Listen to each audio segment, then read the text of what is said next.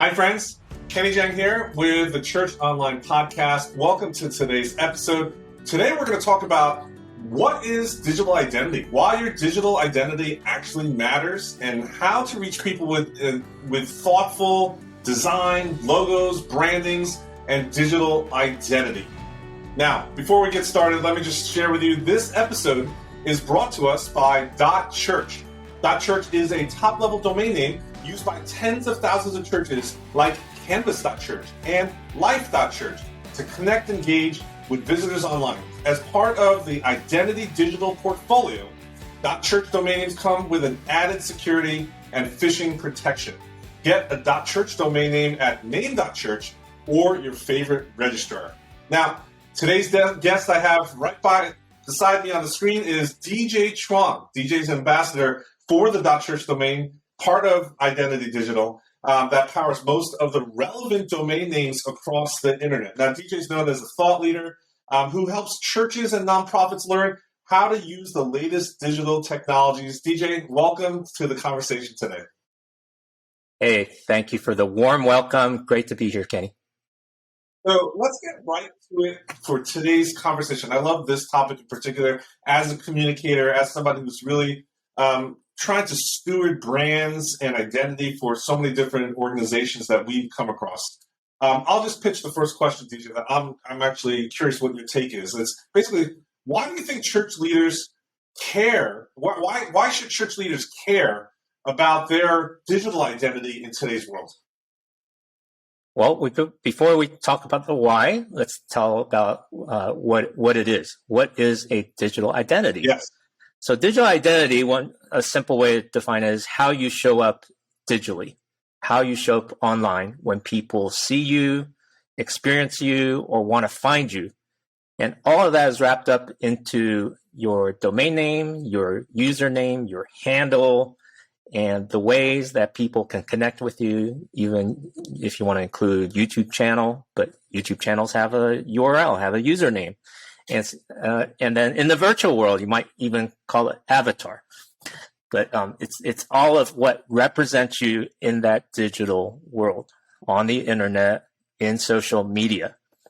And so why churches must care is, well, we've just endured 2 years of the global pandemic and the lockdown. And so we've been socially isolated, but digitally, we've been able to connect. And we could connect with all kinds of things on the internet, all kinds of shopping, all kinds of websites, all kinds of news, disinformation, so on and so on. And then there's churches that we want to connect with. Yes, we want to connect with our members and those who attend, who are already part of our community. We also want to outreach to those who are not yet part of our community because we want to be a blessing and share the good news of a better life, higher quality of life that we can have in Christ. And so it's so important for churches and church leaders to care about their digital identity because it is the critical link to other people. Digital is not just a thing in the cloud. On the other side of that screen is a human person with a soul made in the image of God. Absolutely. Your digital identity is how you make that connection. In fact, 17 million Americans will visit a church website even though they don't attend churches. Whoa. Which is amazing. Here's a whole audience of people that if your church is not making itself present, easy to access, easy to identify, and easy to connect, that's a huge lost opportunity. And I think the aha moment that happened during the COVID pandemic was realizing, hey, we have the potential, and many churches actually experience this. We're reaching more people outside of our building's capacity, seating capacity, than we ever had because we streamed our services online. In fact, 96% of churches streamed their worship services during the past 2 years. And that's a tremendous thing. I think God kind of pushed us out of the nest, the nest of the comfortable pews, those churches that have comfortable pews, and pushed us out of the nest so that we could reach more people with the good news of Jesus Christ. I just want to go back to the stat, DJ. 17 million Americans visit a church website this year that they don't attend. That's incredible. That's a big audience that I wonder how many church leaders actually have ever thought of that is a huge segment to be able to catch in this channel. In terms of AdWords, to target audiences with messages of hope and purpose and care and love and meeting felt needs that people have, what they're searching for that churches can provide. But churches tend to have that reputation, and there's perhaps some truth to that. They tend to be laggards and slower to adopt new technologies. And so it's a lost opportunity for churches how to do that. And the fact is, the seminaries that you and I have attended, we didn't have any training in terms of using internet tools and understanding its potential. And even myself, it wasn't until my recent research that I found out, wow, there's 17 million people out there that are willing to visit church websites and never step foot in a church building. And so that's amazing. Amazing opportunity to reach. Yeah, I think this is just one of those reasons why having that identity online, right? Because people visit, like you said, right? Like before they even go, they tap or click through to your digital front door. It's so important to get that identity right online first, right? That first touch, because we're no longer in that day and age where people just go to places blindly. People look up stuff. And I think with voice, right? With voice, I've been learning that even I've been using my Apple Watch more for so many more voice searches, just quick things, that as voice becomes even more prevalent in our technology and our gadgets, everyday usage, that stuff is going to matter even more so. So anyway, now, okay, let's go to brass tacks then for that identity. The first cornerstone is literally like your address, right? Like what your address is, what is your domain name, right? So what difference can an actual domain name make? Can you share with us your insights on that? Because I think that's something where, one, we all like, when we create a church website or we create a new website, we obsess over the identity, over the name of the domain, but that's just for vanity's purpose. But there's much more to it than just to have something that sounds nice or that's short, right? Like let's talk about that mechanics in the user experience. Yes. Well, actually, a lot of the conversation energy has been about the church website experience and the design and the first impression of the look. But there's a first impression before that first impression, and that's the digital front door, the domain name, and what people see on the search results when they're searching for your church or when they're searching for churches near them. Over 800,000 searches a month of people searching for churches near me. Yes, absolutely. 800. I'm going to say that again because your Alexa told me to say it again. Over 800,000 people are searching monthly for churches near me. And Google has over 200 signals on identifying which churches near me should be ranking for that person based on the user's geolocation, based on what Google has figured out based on your church's location. And one of the signals is your church domain name. And so for some churches, they can be strategic and use the city name .church to connect with Google. And when people search for churches near me, they can find your church. Now, the domain name makes a big difference in the search result because Microsoft did research and found that there's a 25% increase in click-throughs when people can recognize the domain name as something meaningful instead of something just generic like cc.org. So here's a great little quiz that I can share with your viewers and listeners. So cc.com, cc.org, and cc.church. Well, would you venture a guess to what cc.com might be? I don't know if you're a fan of television, Kenny. Closed caption? I don't know. CC? cc.com. So .com stands for a commercial entity, and over time it's just become a generic domain name, and people just think of .com because it's a website. But you can communicate so much more through the website, and then when you just use cc.com, it's like, well, I don't know what it is other than it's a website. Yeah. Well, cc.com happens to be Comedy Central. Okay. Might be a little too edgy for some of our listeners, so they might not visit that website very often. But Comedy Central is cc.com. And then when you see a web address like cc.org, what does that tell you? What do you think that might be? No clue. Yeah, so the only clue the .org gives you, it's some kind of a charity or nonprofit.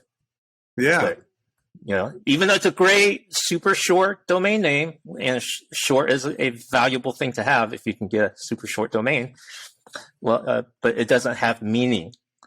And so meaning really helps people to understand a brand, understand an identity, and just gives that extra affinity. And you want to use every touch point that you can. Well, cc.org is Christian Coalition. Yeah, okay. One of those things that came back from the 80s. And then cc.church, well, I know what that is. It's a church. I know what it is. It's a church. It's a church.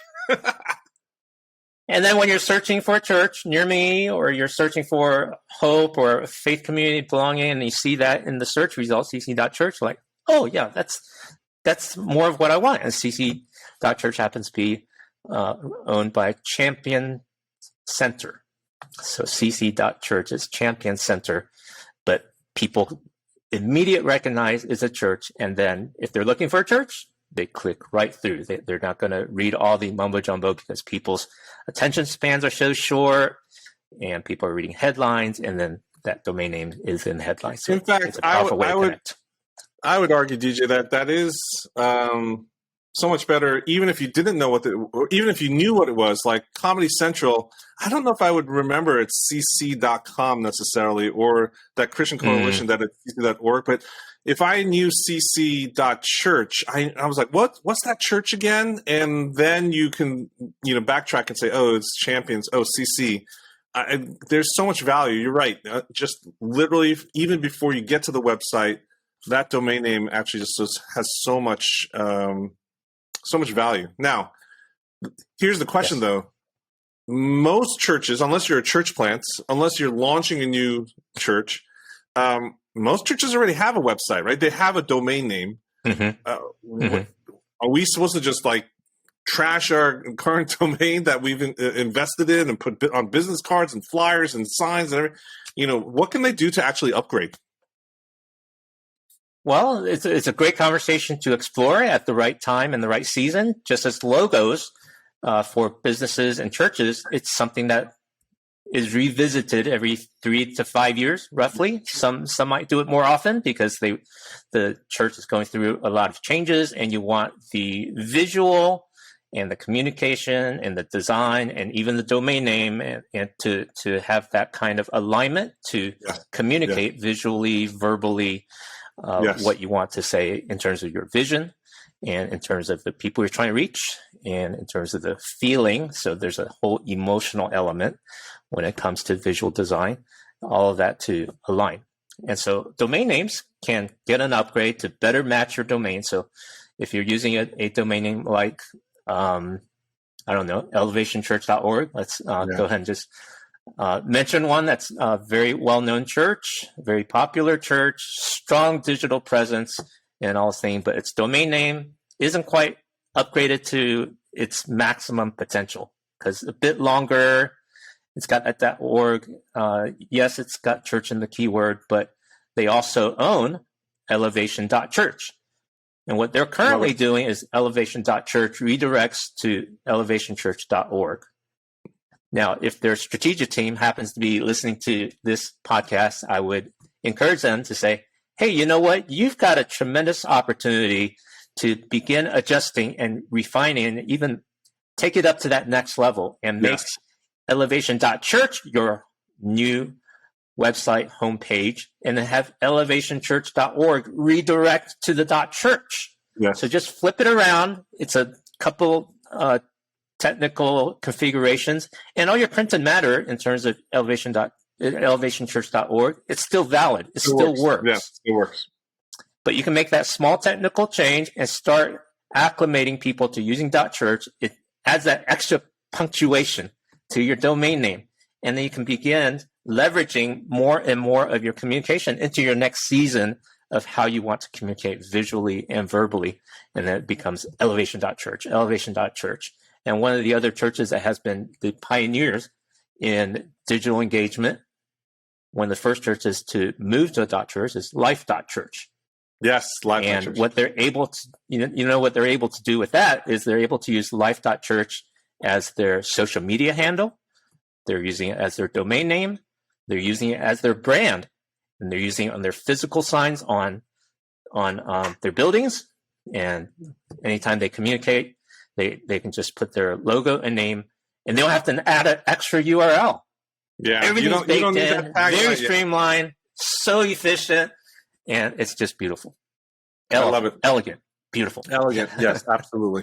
Well, thank you, DJ. I think when we're thinking about branding, identity, and marketing and collateral systems, et cetera, many times we don't pause to actually break it down to the super duper fundamental pieces. And this is, I believe, just one of the first conversations and processes you need to think about if you want to be strategic, especially, both short-term and long-term, with all of your messaging out there. So thank you for walking us through that stuff. Final thoughts. One more thing. Yeah. Yeah, one more thing. Just like Steve Jobs would say. And one more thing. Your audience is a technical audience. This is Church Tech Today online church podcast. And so one of the things that church leaders and technical staff and communicators will be concerned about is, hey, what about SEO, search engine optimization? If we switch a domain name, will that cause us to lose our SEO equity? No. Google accommodates domain changes. Yeah. Google loves staying relevant with changes, and people change domain names from time to time. So just follow the instructions on Google, how to reset your 301 redirect on your server, and then also notify Google, hey, we've changed domain names, take all our SEO juice from the old site to the new site, and Google's happy to move it right along. You've got no loss, and then you've just added extra brand recognition and move yourself into that new season. Love it. And I think maybe one other conversation in the future, or maybe we need to have you on for like a webinar or a masterclass, is literally all those steps and processes that you started to talk about of like when you change the brand, what do you do, the redirects and all that kind of stuff. So I appreciate sharing your wisdom and your experience in this area. Thank you, DJ, for today's conversation. Everybody, if you want to search for your own .church domain name, you can go to an easy place. Go to name.church. You can even try it out. Name.church, www.name.church. That's a registrar you can look up and see availability, or go to your favorite registrar. Most big registrars have .church options available for you today. DJ, thank you so much for joining us. We'll be back next week for another episode of the Church Online Podcast. I'm Kenny Jahng. Make sure to be social, stay social.